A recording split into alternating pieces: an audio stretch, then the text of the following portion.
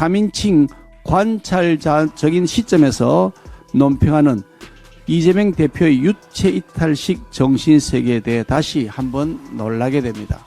신복이라 불릴 만큼 최측근으로 있었던 인물이 구속될 때 한 점 부끄러움이 없다라고 했고, 아무리 그래도 잘못한 것은 사과할 줄도 알아야 하지 않겠습니까? 김은경 위원장은 공로훈장으로 총선 공천을 받을 것으로 기대하고, 또 이재명 대표는 비난은 잠시고 당권은 영원하다라고 생각하는 것인지는 모르겠지만 정치 공작적 꼼수는 결국 들통납니다.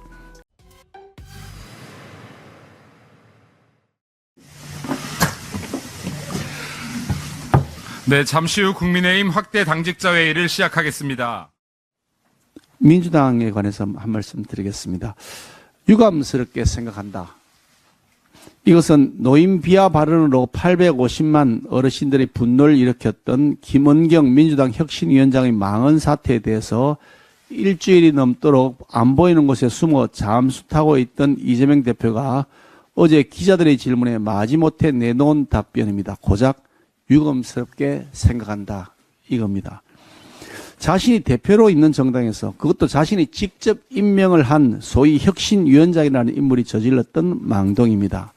그런데도 이재명 대표는 마치 딴 나라에서 일어났던 일, 자기와는 아무 상관이 없는 일인 양 말을 하고 있습니다.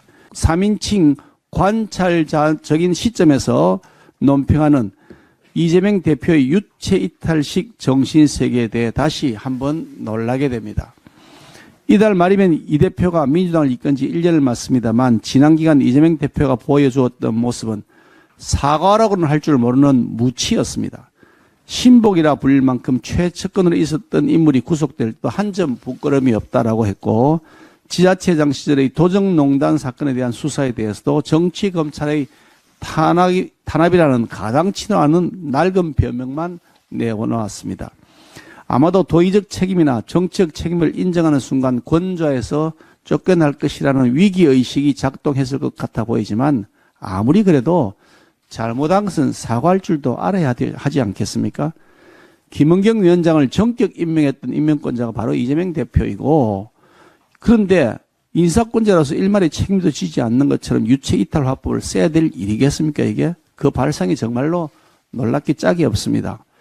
그래 놓고서도 대통령에 대해서는 삼남한상 사사건건 모두 책임지라고 우기고, 걸핏하면 정부 여당 인사에게 사퇴하라, 징계해라, 윤리 회부해라, 처벌하자, 탄핵하자 라고 외치고 있습니다. 이것이야말로 내로남불의 극치가 아닐 수 없습니다.